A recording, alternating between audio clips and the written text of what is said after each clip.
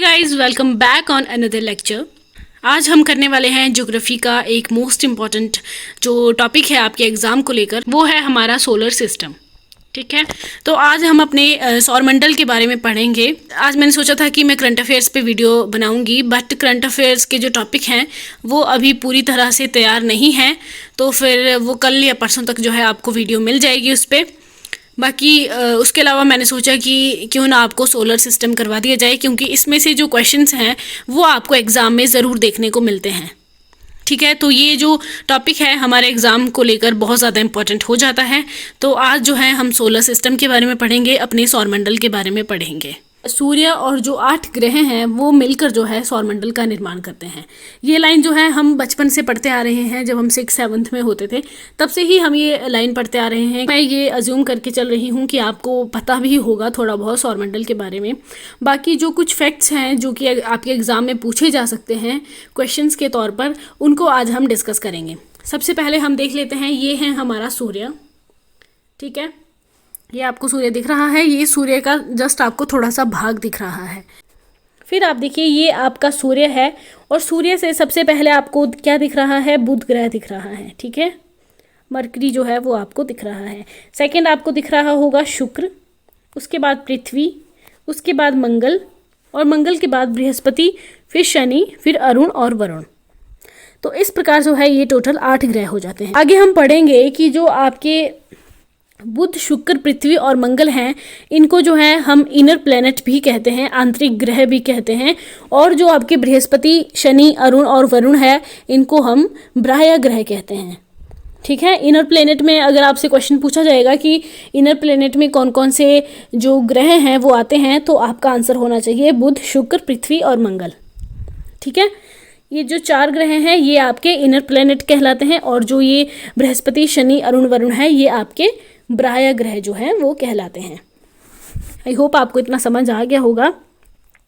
और देखिए, यहाँ से आप समझ सकते हैं कि आप यहाँ से देख रहे हैं सूर्य से सबसे नज़दीक आपको क्या दिखाई दे रहा है? बुध दिखाई दे रहा है। तो अगर आपसे क्वेश्चन इस तरह से पूछा जाएगा कि सूर्य से दूरी के अनुसार सबसे नज़दीक जो ग्रह हैं वो कौन है, तो आपका आंसर होगा बुध। ठीक है, और अगर आपसे क्वेश्चन पूछा जाएगा कि सबसे गर्म ग्रह कौन सा है, तो आपका आंसर बुध नहीं होगा। ये मत सोचिएगा कि सबसे नज़दीक ग्रह जो है वो बुध है, तो सूर्य के सबसे नज़दीक होने के कारण वही सबसे गर्म होगा। जी नहीं, यहाँ पर जो सबसे गर्म ग्रह है वो है आपका शुक्र। ठीक है, आप जिनको पता है वो मुझे कमेंट करके ज़रूर बताइएगा कि शुक्र जो है वो सबसे गर्म ग्रह क्यों है, बुध क्यों नहीं है, जबकि बुध जो है वो सूर्य के सबसे निकट ग्रह हैं। तो बुध जो है वो सबसे गर्म क्यों नहीं है? फिर हम देखते हैं, शुक्र के बाद आती है हमारी पृथ्वी, जहाँ पर हम रहते हैं। और जो शुक्र ग्रह हैं इसको पृथ्वी की बहन कहा जाता है। क्यों? क्योंकि ये आकार में बिल्कुल पृथ्वी की तरह ही दिखता है, इसलिए इसे पृथ्वी की बहन भी कहा जाता है। राइट। पृथ्वी के बाद आता है मंगल। देखिए, मंगल ग्रह पर वैसे तो एकमात्र ग्रह है पृथ्वी जिस पर जीवन संभव है, बट अब मंगल पर भी जीवन की खोज की जा रही है और ये अनुमान लगाया जाता है कि मंगल पर भी जो है वो जीवन संभव हो सकता है। ठीक है, नेक्स्ट है आपका, मंगल के बाद आता है बृहस्पति। बृहस्पति और मंगल के बीच में जो है, ये लाइन आपने याद रखनी है, मंगल और बृहस्पति के बीच में जो है एक एस्ट्रॉयड बेल्ट पाई जाती है, क्षुद्र ग्रह पाए जाते हैं। ये एग्जाम में कई बार पूछा गया है, क्वेश्चन है कि जो क्षुद्र ग्रह हैं, जो एस्ट्रॉयड बेल्ट है, वो किन 2 ग्रहों के बीच में पाई जाती है? तो वो है आपके मंगल और बृहस्पति। ठीक है, मंगल बृहस्पति के बीच में आपकी एस्ट्रॉयड बेल्ट पाई जाती है। उसके बाद है शनि। शनि ग्रह के इर्द गिर्द आप देख रहे हैं, ये आपको वलय जैसा दिख रहा होगा। राइट, ये एकमात्र ग्रह हैं शनि जिसके इर्द गिर्द जो है ये आपको वलय दिख रहा होगा, और बाकी किसी भी ग्रह के इर्द गिर्द जो है ये इस प्रकार के छल्ले जो हैं आपको नहीं दिखेंगे। फिर हम देखते हैं अरुण। अरुण जो है इसको लेटा हुआ ग्रह भी कहा जाता है। क्यों कहा जाता है लेटा हुआ ग्रह? क्योंकि ये अपने अक्ष पर जो है सूर्य की तरफ को इतना ज़्यादा झुकाव है इसका कि ये लेटा हुआ सा प्रतीत होता है, इसलिए इसे लेटा हुआ या सोया हुआ ग्रह भी कहा जाता है। ये भी आपने याद रखना है। फिर है आपका वरुण, नेपच्यून। जो आपका वरुण ग्रह है ये सूर्य से अगर दूरी के हिसाब से हम देखें तो सबसे दूरी पर है आपका वरुण ग्रह। राइट, इस तरह से आपने जो है सोलर सिस्टम को समझने की कोशिश करनी है, क्योंकि इसमें से बहुत ज़्यादा क्वेश्चन जो है वो पूछे जाते हैं। कहीं से भी आपसे क्वेश्चन जो है वो घुमा फिरा के पूछ लिया जाएगा। और इसके अलावा आप देखिए, जो आपका बृहस्पति ग्रह है ये आपका सबसे बड़ा है। आकार में अगर हम बात करें तो सबसे बड़ा है आपका बृहस्पति। उसके बाद आप देख रहे होंगे शनि, राइट। उसके बाद आपके जो है अरुण वरुण दिख रहे हैं, और 5वें नंबर पर आपकी आती है पृथ्वी, ठीक है। तो अगर हम आकार के हिसाब से बात करें तो 5वें नंबर पर जो है हमारी पृथ्वी आती है। 5वां सबसे बड़ा ग्रह है पृथ्वी। ये भी आपने याद रखना है, क्वेश्चन जो है एग्जाम में आता है। और जो मैंने आपको अभी भी बताया कि मंगल और बृहस्पति के बीच में एक बेल्ट पाई जाती है, जिसको जो है हम एस्ट्रॉयड बेल्ट कहते हैं, क्षुद्र ग्रह कहते हैं। वो जो है मंगल और बृहस्पति के बीच में पाए जाते हैं, राइट। और सबसे गर्म ग्रह कौन सा है? शुक्र है। चलिए नेक्स्ट देखते हैं। देखिए नेक्स्ट, ये मैंने खुद से बनाई हुई है, और मेरी ड्राइंग पे शक मत कीजिएगा। मैं ज़्यादा अच्छी ड्राइंग नहीं बना पाती हूँ, बट हाँ आपको समझ आ जाए इतनी तो मैंने बनाई है, तो आप यहाँ से समझ सकते हैं। ये सूर्य है आपका, और ये है आपका बुध, फिर है आपका शुक्र ग्रह वीनस, फिर है हमारी पृथ्वी अर्थ, उसके बाद है मंगल मार्स, उसके बाद है बृहस्पति जुपिटर, उसके बाद शनि सैटर्न, उसके बाद अरुण यूरेनस, और वरुण नेपच्यून। और यहाँ पर भी देखिए मैंने एस्ट्रॉयड बेल्ट जो है ये बीच में बनाई हुई है। मंगल और बृहस्पति के बीच में आपकी ये एस्ट्रॉयड बेल्ट जो है वो पाई जाती है, ठीक है। और ये जो 4 ग्रह हैं, शुरू के 4 ग्रह हैं, इनको हम कहते हैं इनर प्लैनेट या फिर टेरेस्ट्रियल प्लैनेट। और ये जो बाकी के 4 ग्रह आपके बचते हैं, इनको हम कहते हैं बाह्य ग्रह। चलिए अब कुछ क्वेश्चंस जो हैं वो डिस्कस कर लेते हैं। जिस तरह से क्वेश्चन आपके एग्जाम में बन सकते हैं, मैंने कोशिश की है कि वो सारे के सारे क्वेश्चन जो हैं मैं आपको कवर करवा सकूं, ठीक है। इसके बाहर जो है कोई भी क्वेश्चन जो है आपके एग्जाम में नहीं आएगा। मैंने सारे के सारे क्वेश्चंस जो हैं इसमें कवर करने की कोशिश की है, तो आपने ये अच्छे से पढ़ के जाना है, राइट। अगर आपको PDF चाहिए तो आप मुझे कमेंट सेक्शन में बता सकते हैं, और डिस्क्रिप्शन बॉक्स में आपको मेरी मेल ID मिल जाएगी, आप मुझे मेल भी कर सकते हैं, ओके। चलिए शुरू करते हैं क्वेश्चंस।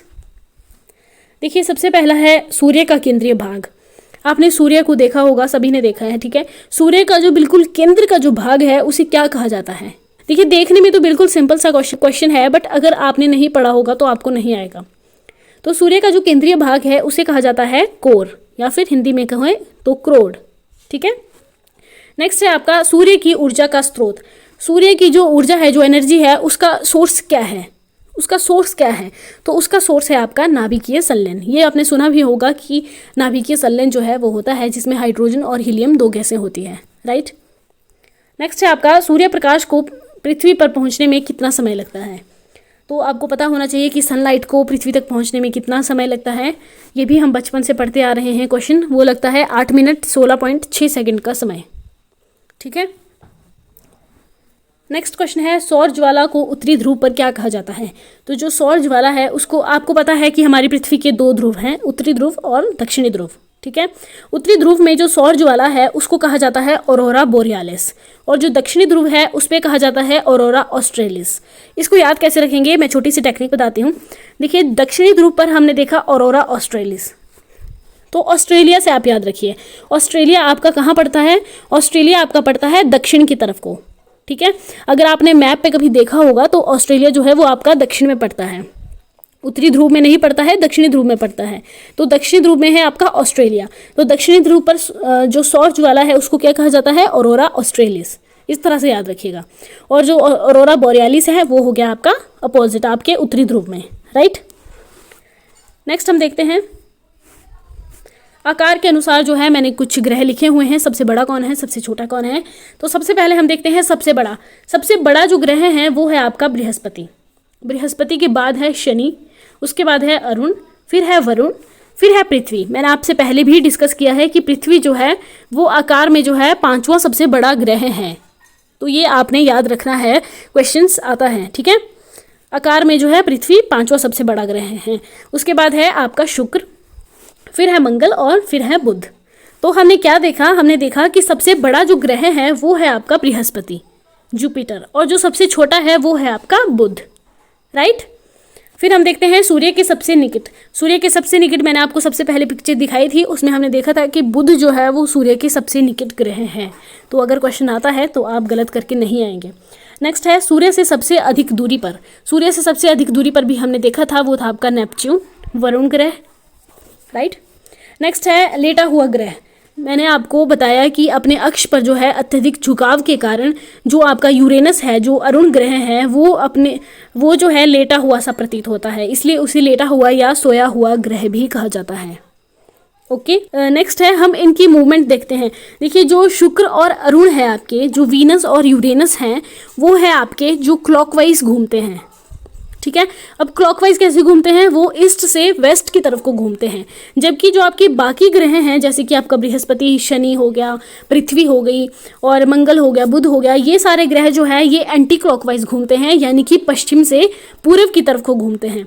लेकिन सिर्फ 2 ही ग्रह ऐसे हैं, यूरेनस और वीनस, जो कि आपके क्लॉकवाइज घूमते हैं, यानी कि पूर्व से पश्चिम की ओर। तो ये भी आपने याद रखना है। कई बार क्वेश्चन पूछा जाता है कि कौन से ग्रह हैं जो कि क्लॉकवाइज घूमते हैं, ठीक है।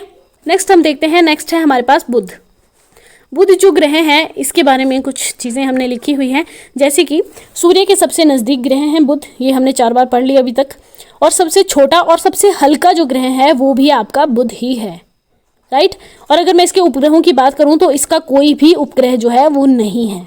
और सर्वाधिक कक्षीय गति वाला ग्रह है ये, क्योंकि ये सूर्य की परिक्रमा जो है वो सबसे कम समय में करता है। कितने दिनों में करता है, मात्र 88 दिनों में, 88 डेज में जो है ये आपके सूर्य की परिक्रमा को पूरी कर लेता है। जबकि बाकी ग्रह जो है वो बहुत समय लगाते हैं। आपको पता है कि हमारी पृथ्वी जो है वो 365 दिन का समय लेती है सूर्य की परिक्रमा को पूरा करने में। जबकि आप यहाँ पर आप कंपैरिजन कर सकते हैं कि बुध जो है वो मात्र 88 डेज में जो है सूर्य की परिक्रमा कर लेता है, ठीक है। इसलिए इसको सर्वाधिक कक्षीय गति वाला ग्रह भी कहा जाता है। नेक्स्ट है हमारे पास शुक्र, वीनस। वीनस जो है ये सबसे चमकीला है और सबसे गर्म ग्रह जो है वो शुक्र ही कहलाता है, और इसको पृथ्वी की बहन भी कहा जाता है। इसको जो है सांझ का तारा और भोर का तारा भी कहते हैं, क्योंकि आप देखिएगा कि शाम को जो है ये पश्चिम दिशा में दिखता है और सुबह जो है ये आपको पूर्व दिशा में दिखेगा, ठीक है। फिर हम देखते हैं, अगर इसके उपग्रहों की बात की जाए तो इसका कोई भी उपग्रह जो है वो नहीं है। और अगर इसकी मूवमेंट की बात की जाए कि किस तरह से ये गति करता है, तो ये जो है क्लॉकवाइज गति करता है पूर्व से पश्चिम की तरफ, जबकि बाकी जो ग्रह हैं वो पश्चिम से पूर्व की तरफ को गति करते हैं, राइट। नेक्स्ट है हमारे पास पृथ्वी। पृथ्वी जो है आकार में 5वां सबसे बड़ा ग्रह है और अपने अक्ष पर जो है ये 23.5 डिग्री झुकी हुई है। इसका मतलब क्या हुआ कि ये जो है 66.5 डिग्री का कोण बनाती है। अपनी जो कक्षा तल है उस पर जो है 66.5 डिग्री का कोण बनाती है, क्योंकि ये 23.5 डिग्री जो है वो झुकी हुई है, राइट। पृथ्वी को जो है नीला ग्रह कहा जाता है। क्यों कहा जाता है, क्योंकि अत्यधिक जो जल है उसकी मात्रा जो है बहुत ज़्यादा है पृथ्वी पर, इसलिए जो है ये अत्यधिक जल के कारण नीले कलर का दिखाई देता है, इसलिए इसे नीला ग्रह भी कहा जाता है। नेक्स्ट है, अगर पृथ्वी के उपग्रहों की बात की जाए तो जी हाँ, इसका एकमात्र उपग्रह है और वो है चंद्रमा। एक ही उपग्रह जो है वो हमारी पृथ्वी का है, और कौन सा है, वो है चंद्रमा, राइट। देखिए यहाँ पर उपग्रह किसे कहा जाता है, पहले आप उपग्रह का मतलब समझिए। पृथ्वी क्या है, पृथ्वी एक ग्रह है, ठीक है। अब जो पृथ्वी का ग्रह होगा उससे क्या कहेंगे, उपग्रह। तो पृथ्वी का एकमात्र उपग्रह कौन सा हुआ, वो हुआ आपका चंद्रमा, राइट। नेक्स्ट है, अगर इसकी घूर्णन गति की बात करें, जब कोई वस्तु जो है वो अपनी ही जगह पर जो है वो घूमती है, गति करती है, उसको कहते हैं घूर्णन गति। फॉर एग्जाम्पल, आप एक जगह खड़े हो जाइए और गोल गोल घूमना शुरू कर दीजिए। अपनी ही जगह पर जहां आप खड़े हैं वहीं पर आप गोल गोल घूमना शुरू कर देते हैं, तो वो क्या हुई, वो हुई आपकी घूर्णन गति। बट अगर आपने दूसरे केस में, अगर आपने बीच में टेबल या फिर चेयर रख दी और फिर आप उसके इर्द गिर्द जो है वो गति करते हैं, तो वो क्या हुई, वो हुई आपकी परिक्रमण गति, ठीक है। क्योंकि यहाँ पे क्या हुआ, यहाँ पे आपने जो भी बीच में रखा है, जो भी टेबल चेयर आपने बीच में रखा है, आप उसकी परिक्रमा कर रहे हैं, तो वो क्या हुई, आपकी परिक्रमण गति हुई। इनमें कंफ्यूज नहीं होना है। पृथ्वी की जो घूर्णन गति है वो है 23 घंटे 56 मिनट 4 सेकंड की, ठीक है। और जो परिक्रमण गति है, अब जो पृथ्वी है वो परिक्रमा किसकी करती है, ठीक है। परिक्रमण गति तो हमें पता चल गई, लेकिन पृथ्वी जो है किसकी परिक्रमा करेगी। आपको पता है कि बीच में जो केंद्र है, वो केंद्र क्या है, केंद्र जो है वो केंद्र में सूर्य है। और सभी जो ग्रह हैं, जो हमने 8 ग्रह अभी तक पढ़े, सभी के सभी ग्रह जो है वो सूर्य की परिक्रमा करते हैं, मतलब सूर्य के चारों तरफ जो है वो चक्कर काटते हैं, ठीक है। तो पृथ्वी क्या है, पृथ्वी भी एक ग्रह है, पृथ्वी भी सूर्य का चक्कर काटेगी। तो पृथ्वी पृथ्वी जब सूर्य की परिक्रमा करती है तो कितने दिनों में करती है? वो करती है 365 दिन 5 घंटे 48 मिनट 46 सेकंड। अगर हम लगभग बात करें तो 365 दिन 6 घंटे, ठीक है। इस तरह से 6-6 घंटे जो जोड़कर जो है, ये जो 6-6 घंटे हैं इनको हम काउंट नहीं करते हैं, इनको जोड़कर जो है हम 24 घंटे बनाते हैं। इसीलिए जो है हम लीप वर्ष जो है हमारा 366 दिन का होता है। इनको जोड़कर हम जो है 24 घंटे मतलब एक नया दिन जो है वो क्रिएट कर लेते हैं, राइट। नेक्स्ट है सर्वाधिक चमकीला तारा। सबसे चमकीला तारा जो है वो है आपका साइरस या फिर डॉग स्टार भी जिसे हम कहते हैं, राइट। ये सूर्य से भी चमकीला है। सूर्य क्या है? सूर्य एक तारा है, ठीक है। सूर्य से भी चमकीला तारा है साइरस या फिर डॉग स्टार। नेक्स्ट हम देखते हैं सूर्य के बाद पृथ्वी के सबसे निकट का तारा। देखिए सूर्य एक तारा है और अगर हम पृथ्वी से बात करें तो पृथ्वी के सबसे निकट तारा कौन सा हुआ? सबसे निकट का तारा हुआ सूर्य, ठीक है। और अगर सूर्य के बाद हम सेकंड सबसे निकट तारे की बात करें तो वो कौन सा है? वो है आपका Proxima Centauri, right. I hope आपको इतना समझ आ गया होगा। नेक्स्ट हम देखते हैं, नेक्स्ट है मंगल। नेक्स्ट है आपका मंगल ग्रह, मार्स, ठीक है। ये जो है लाल ग्रह इसे कहा जाता है। क्यों कहा जाता है? क्योंकि यहाँ पर जो है आयरन जो ऑक्साइड है उसकी अधिकता के कारण जो है ये जो ग्रह है ये हमें लाल दिखाई पड़ता है, राइट। और ये 25 डिग्री जो है अपनी कक्षा तली पर झुका हुआ है, पृथ्वी के समान ही, इसीलिए जो है इसमें पृथ्वी के समान ही ऋतु परिवर्तन भी होता है। और अब पृथ्वी के बाद जो है ये दूसरा ग्रह है जहाँ पर जीवन की खोज की जा रही है और ये पता लगाया जा रहा है कि इस ग्रह पर जो जीवन संभव है या नहीं है, राइट। अगर मैं इसके उपग्रह की बात करूं तो जी हाँ इसके उपग्रह हैं और इसके जो 2 उपग्रह हैं, एक है आपका फोबोस और दूसरा है डीमोस, ओके। और अगर सूर्य की परिक्रमा की बात की जाए कि सूर्य की परिक्रमा जो है ये कितने दिनों में करता है, हमने देखा कि पृथ्वी जो है सूर्य की परिक्रमा 365 दिन 6 घंटे में कर लेती है, ठीक है। इसके अलावा हमने देखा जो बुध है वो 88 डेज में जो है सूर्य की परिक्रमा कर लेता है। बट जो आपका मंगल है वो आपका 687 डेज में जो है वो आपका सूर्य की परिक्रमा पूरी कर पाता है। कितने दिनों में? 687 दिनों में, राइट। तो आप अंदाज़ा लगा सकते हैं कि अगर हम पृथ्वी को छोड़कर मंगल पर रहने के लिए चले जाएं तो हमारा एक साल जो है वो कितने दिनों का होगा? पृथ्वी पर हमारा एक साल जो है वो 365 दिनों का होता है। अगर हम मंगल पर रहने के लिए चले जाएं तो एक साल 687 दिनों का। नेक्स्ट क्वेश्चन देखते हैं। नेक्स्ट है सौरमंडल का सबसे बड़ा ज्वालामुखी। सौरमंडल का सबसे बड़ा ज्वालामुखी है ओलिपस मेसी जो कि आपका मंगल ग्रह पर स्थित है, राइट। और सौर ग्रह का और जो सौरमंडल है उसका सबसे ऊंचा पर्वत जो है उसका नाम है निक्स ओलंपिया। ये निक्स ओलंपिया भी आपका मंगल ग्रह पर ही स्थित है। नेक्स्ट है आपका बृहस्पति, जुपिटर। बृहस्पति जो है सौरमंडल का सबसे बड़ा ग्रह है और यह जो है अपनी धुरी पर सबसे कम मात्र 10 घंटे जो है वो गति करता है। देखिए अपनी धुरी पर गति को हमने क्या कहा था? घूर्णन गति, ठीक है। तो बृहस्पति की जो घूर्णन गति है वो कितनी हुई? मात्र 10 घंटे। सिर्फ 10 घंटे में ये एक चक्कर पूरा कर लेता है, अपनी धुरी है उस पर, राइट। तो सोचिए अगर हम बृहस्पति पर रहने के लिए चले जाते हैं तो हमारा एक दिन जो है वो कितने घंटों का होगा? पृथ्वी पर जो है हमारा एक दिन 24 घंटों का होता है, ठीक है। और अगर बृहस्पति की बात करूं तो एक दिन जो है सिर्फ 10 घंटे का होगा। इतना डिफरेंस है ना। इंटरेस्टिंग हमारा सोलर सिस्टम। चलिए नेक्स्ट देखते हैं सूर्य की परिक्रमा में कितने वर्ष, सूर्य की परिक्रमा में जो है बृहस्पति कितना समय लेता है? तो सूर्य की परिक्रमा करने में जो है ये 12 वर्ष लेता है। नेक्स्ट हम देखते हैं अगर उपग्रह की बात की जाए तो जी हाँ इसके भी उपग्रह हैं और सबसे बड़ा जो उपग्रह है वो है गैनीमीड। गैनीमीड जो उपग्रह है ये सोलर सिस्टम का जो सबसे बड़ा उपग्रह है, ठीक है। सभी उपग्रहों में सबसे बड़ा उपग्रह कौन सा है? वो है गैनीमीड। क्वेश्चन पूछा जा सकता है, आपने याद रखना है। और ये जो है पीले रंग का दिखाई देता है। नेक्स्ट हम देखते हैं, नेक्स्ट है हमारे पास शनि यानी कि सैटर्न। जो हमारा शनि ग्रह है वो सेकंड सबसे बड़ा ग्रह है। सबसे बड़ा ग्रह जो फर्स्ट सबसे बड़ा ग्रह है वो हमने देखा बृहस्पति है, सेकंड नंबर पर है शनि, राइट। तो शनि जो है इसके तल के चारों ओर जो है हमने देखा था एक वलय सा बना हुआ है, छल्ले से बने हुए हैं। तो कितने छल्ले हैं वो, कितने वलय हैं वो है आपके 7, ठीक है। ये आपसे क्वेश्चन नहीं पूछा जाएगा कि कितने वलय हैं, बस आपकी नॉलेज के लिए हैं कि आपको पता होना चाहिए। और ये जो है पीले तारे के समान दिखाई देता है, घनत्व में सबसे कम है और इसका घनत्व इतना कम है कि अगर आप इसको पानी में रखेंगे ना तो पानी में भी ये ग्रह जो है वो तैरने लग जाएगा। मतलब जल से भी कम है इसका घनत्व, जल में भी ये ग्रह जो है वो डूबेगा नहीं। जल पर रखने पर ये तैरने लग जाएगा, इतना कम घनत्व है इसका। और अगर इसके उपग्रह की बात की जाए तो जी हाँ, इसका भी उपग्रह जो है वो है, और इसके उपग्रह का नाम है टाइटन, जो कि सेकंड लार्जेस्ट उपग्रह है। फर्स्ट हमने देखा था गैनीमीड है, सेकंड है आपका टाइटन जो कि शनि का उपग्रह है। तो कई बार आपसे क्वेश्चन जो है किस तरह से घुमाकर पूछा जाता है कि टाइटन जो है वो किसका उपग्रह है।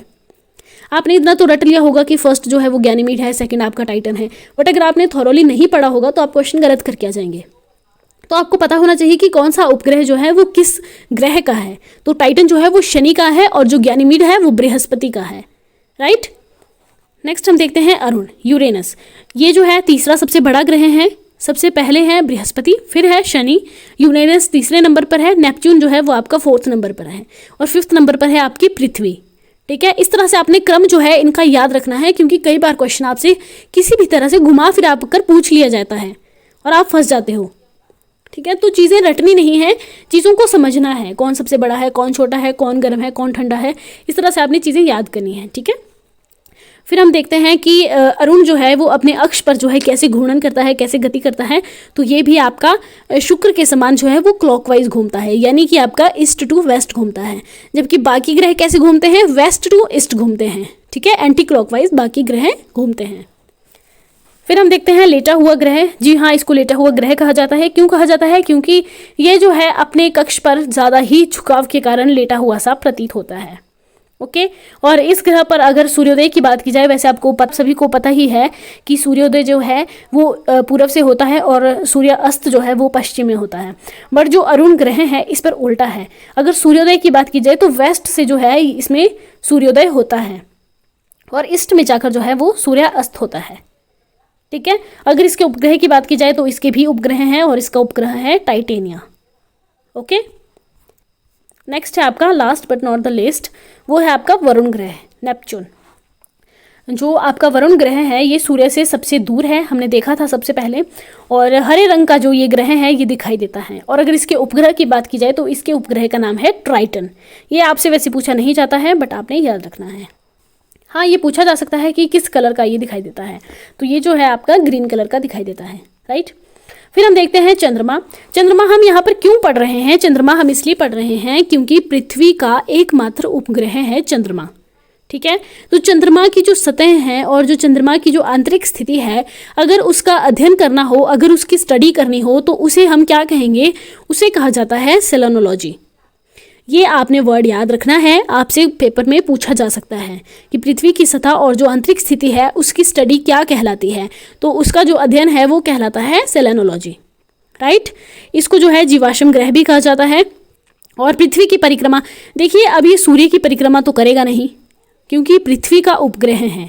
ठीक है, तो अगर आपकी ये पृथ्वी है, मान लीजिए ये आपका सूर्य है, ठीक है, और ये आपकी पृथ्वी है, ये है आपका चंद्रमा, तो पृथ्वी कैसे घूमेगी? पृथ्वी तो सूर्य की परिक्रमा कर रही है, पृथ्वी सूर्य के इर्द गिर्द घूमेगी, बट जो चंद्रमा है वो किसके इर्द गिर्द घूमेगा? अब वो सूर्य के इर्द गिर्द नहीं घूमेगा, वो घूमेगा पृथ्वी के इर्द गिर्द। क्यों? क्योंकि ये जो है पृथ्वी का उपग्रह है, राइट। इसलिए आपने इस तरह से याद रखना है कि ये पृथ्वी की परिक्रमा करता है। और पृथ्वी की जो परिक्रमा है ये कितने दिनों में करता है? ये करता है 27 दिन 8 घंटे में। ठीक है, इतने ही दिनों में ये परिक्रमा जो है पृथ्वी की करता है, और इतने ही दिनों में जो है ये अपने अक्ष पर जो है वो घूर्णन करता है। अपने अक्ष पर भी ये इतने ही दिन लगाता है घूमने में, और इतने ही दिन जो है ये पृथ्वी की परिक्रमा करने में भी लगाता है। ओके, इसीलिए जो है आपको चांद का हमेशा एक ही भाग जो है वो दिखाई देता है ना। 2 भाग तो आपने कभी चांद के देखे नहीं होंगे, एक ही भाग दिखाई देता है। क्यों दिखाई देता है? क्योंकि जितना टाइम ये पृथ्वी की परिक्रमा करने में लगाता है उतना ही ये अपने अक्ष पर जो है घूमने में लगाता है। तो आपको इसका दूसरा जो पार्ट है वो कभी दिखता ही नहीं है। और अगर मैं बात करूं तो अगर हम पृथ्वी से जब हम चंद्रमा को देखते हैं तो सिर्फ 58% जो भाग है वही चंद्रमा का दिख पाता है, बाकी भाग जो चंद्रमा का है वो नहीं दिखता। ओके, आगे देखेंगे जब सूर्य ग्रहण चंद्र ग्रहण कैसे लगता है। देखिए, जब यहाँ पर चंद्रमा है और पृथ्वी की परिक्रमा करेगा, पृथ्वी जो है सूर्य की परिक्रमा करेगी, तो कभी ना कभी ये तीनों जो है एक सीधी रेखा में होते हैं। और जब ये एक ही लाइन में होते हैं तब कौन सा ग्रहण होता है, ये सारी चीज़ें जो हैं हम नेक्स्ट वीडियो में पढ़ेंगे। अभी जो है हम सोलर सिस्टम को कंप्लीट कर लेते हैं, राइट। फिर हम देखते हैं सुपरमून। सुपरमून की स्थिति कब होती है? जब चंद्रमा जो है पृथ्वी के सबसे निकट होता है, तब होती है आपकी सुपरमून की स्थिति। राइट। अभी कुछ ही दिन पहले हमने न्यूज़ में देखा था कि आज जो है रात को 12 बजे सुपर मून दिखाई देगा। ठीक है, तो उसका मतलब था कि उस दिन जो है चंद्रमा पृथ्वी के सबसे निकट होने वाला था, इसलिए वो सुपर मून की स्थिति बनी हुई थी। ओके, चलिए नेक्स्ट देखते हैं। ये ग्रह जो है हमने कंप्लीट कर लिए, कुछ अन्य फैक्ट्स देख लेते हैं। एक है प्लूटो। प्लूटो भी आपका जो है एक ग्रह था आपके सोलर सिस्टम का, बट प्लूटो को जो है वो ग्रहों की श्रेणी से निकाल दिया गया है। क्यों निकाल दिया गया है? क्योंकि ये जो ग्रह होने का जो क्राइटेरिया है उसको पूरा नहीं करता था, इसलिए जो है ये प्लूटो को जो है ग्रहों की श्रेणी में से निकाल दिया गया है। ठीक है, और कब निकाला गया है आपसे ये भी पूछा जा सकता है कि कब इसको निकाला गया है। तो 2006 में प्लूटो को ग्रहों की श्रेणी से निकाल दिया गया है, आपने याद रखना है। ओके, नेक्स्ट है क्षुद्र ग्रह, जो कि हमने डिस्कस किया, जो कि आपके मंगल और बृहस्पति के बीच पाए जाते हैं। ठीक है, उनको हम क्षुद्र ग्रह कहते हैं, एस्ट्रॉइड्स कहते हैं। फिर है एकमात्र क्षुद्र ग्रह जिसे हम नंगी आंखों से देख सकते हैं, तो वो है आपका फॉरवेस्टा। एकमात्र क्षुद्र ग्रह है जिसे नंगी आंखों से देखा जा सकता है, अदरवाइज किसी भी एस्ट्रॉइड को जो है आप नंगी आंखों से नहीं देख सकते। ओके, आई होप आपको ये वीडियो पसंद आई होगी, और अगर पसंद आई हो तो लाइक कर देना। अगर चैनल पर नए हो तो सब्सक्राइब करना मत भूलना, बेल आइकन को प्रेस करना बिल्कुल मत भूलिएगा, ताकि आपको मेरी आने वाली वीडियो की नोटिफिकेशन सबसे पहले मिल सके। अगर आपकी कोई क्वेरीज हैं, कोई क्वेश्चंस हैं, आप मुझसे कमेंट सेक्शन में पूछ सकते हैं। अगर आपको किसी भी चीज़ की PDF चाहिए तो आप जो है मुझे मेल कर सकते हैं nishablp09@gmail.com पर। मिलते हैं अगली वीडियो में, तब तक के लिए बाय बाय, टेक केयर।